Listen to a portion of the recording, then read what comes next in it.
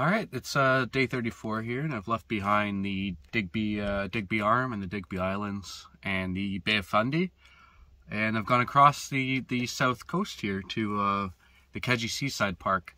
So my initial plan was to go around the bottom of the coast, but I kind of didn't plan this trip properly, so just kind of cut across the bay, cut through the, beside Kejimkujik Park, and drove right to the Kejimkujik Seaside Adjacent. I'm staying in Hunts Point tonight, so the east side of the south coast there, I don't know what you call it. So yeah, left the Bay of Fundy behind, unfortunately. It was beautiful sights there all along.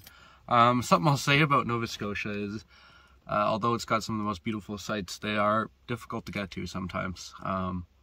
Even getting to the Kejimkujik Seaside Park, this is a national park, and I had to go about 5 kilometers down a washboard dirt road, so it's a little more difficult sometimes to get places, but otherwise beautiful sights all around. So we're gonna go check out the park now and see what we can find. All right, catch you later.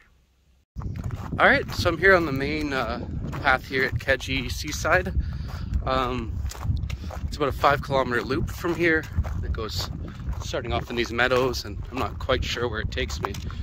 From where I'm looking right now, the next place down that ocean is Venezuela, so quite a bit of open ocean this way as opposed to the Bay of Fundy and St. Anne Bay, which I've left behind earlier today. So different atmospheres, biospheres here, not quite as many wildflowers as there were over on the Digby Arm.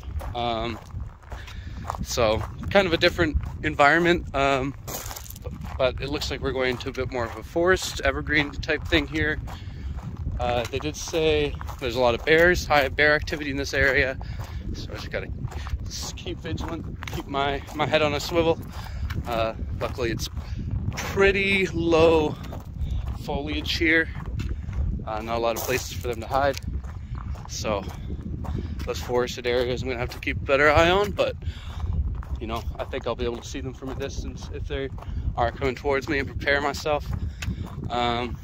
So yeah, just gonna keep walking this path and see what else we can find along here. 5 kilometers gives us a lot of views, I'm sure, and it looks like we're coming up on a beautiful one right now, so I'll catch you over there.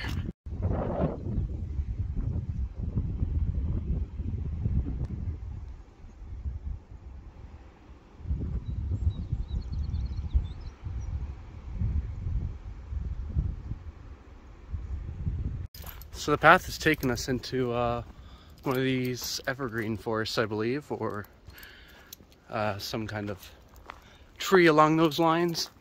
Some tree with needles. I know there is a tree in Nova Scotia that does have needles. It's not an evergreen, so it could be those. I'm not entirely sure. And then we have the beautiful rocky ocean beach over there. Doesn't look like many people have walked this path.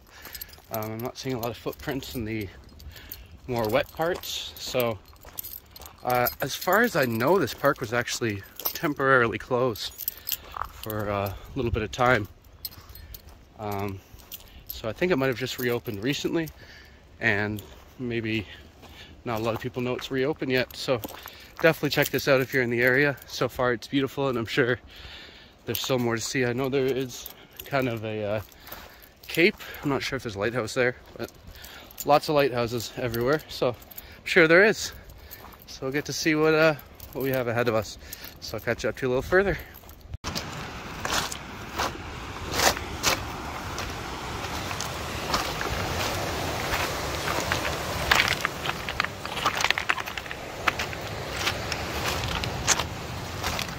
The main flower I've been seeing on these paths are these red ones, and they seem kind of unique to me because they're not pointing their middle part up to the sun. I'm not a botanist, so I don't know what that part's called, but yeah, I thought that was kind of strange. I'm not sure what those are. They all seem to be pointing towards the ground.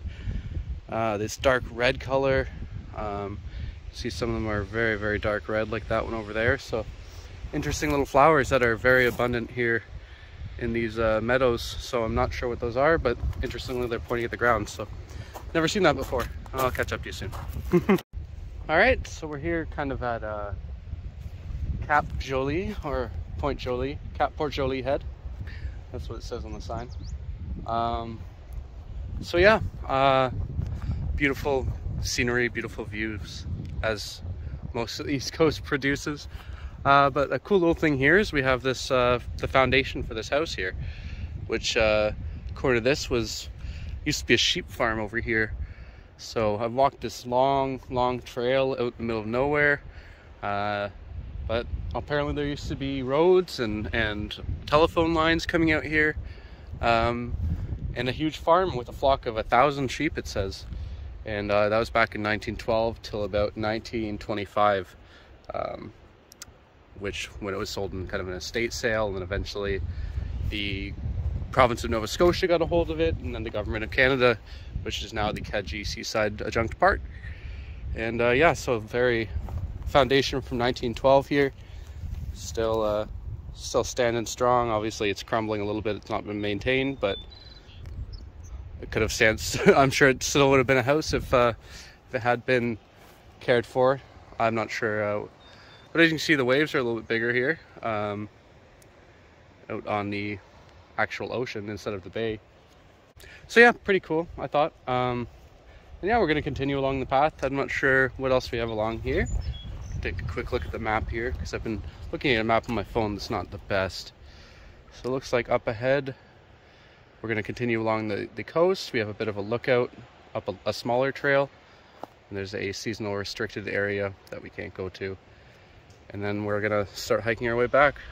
So that's our kind of game plan here, and we've made it most of the way. It's only 1.5 kilometers till we get back to the other path.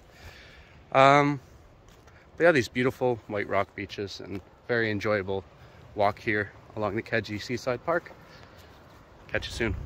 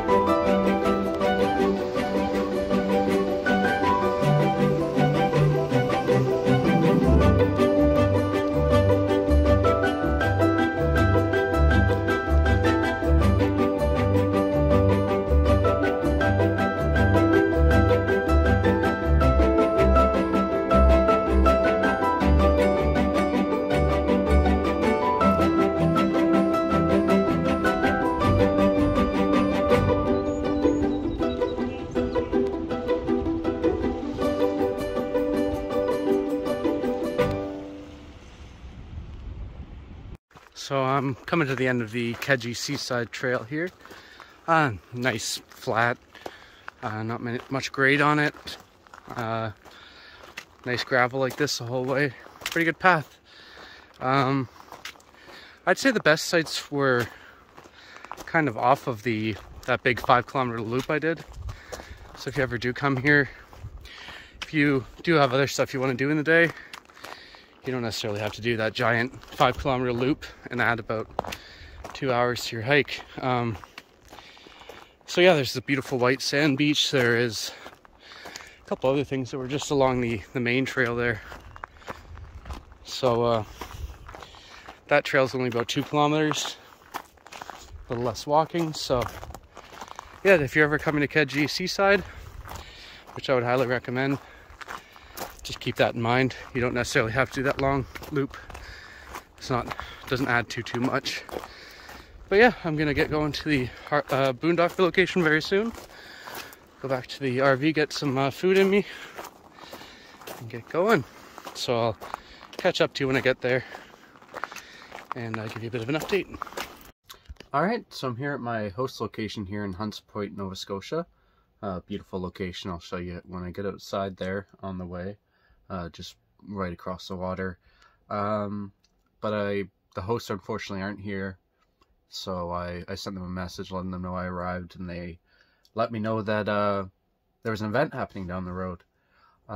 Actually, just a little further down the road, Margaret Atwood was doing a book reading, and for $25 you got a copy of her book, signed obviously, and you got to hear her read passages from it, and I believe you got a dinner. So I was like, wow, for 25, but it was sold out, and unfortunately not going to get to go see Margaret Atwood. But there is a guy playing down the road, Guy Paul Thibault. I'll edit it in, how about that? And yeah, so he's playing just down the road. It's about a 40-minute walk, so the bike's not charged up. Unfortunately, I wasn't getting a lot of solar power, so I had to save that to make sure everything else could run. So the bike unfortunately isn't charged. I haven't got a lot of solar in the last few days, so I'm gonna have to walk down, but it's only about 3 kilometers, about a 40-minute walk it says. So I'm gonna take a quick walk down there and check out the music and enjoy a couple drinks maybe, and yeah, I'll catch up to you there.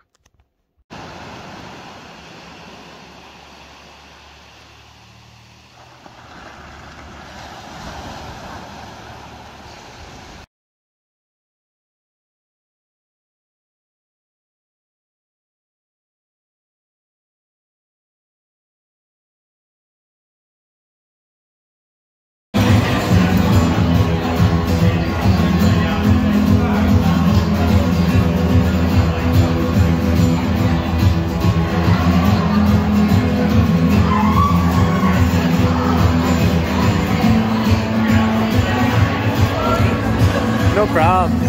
There we go.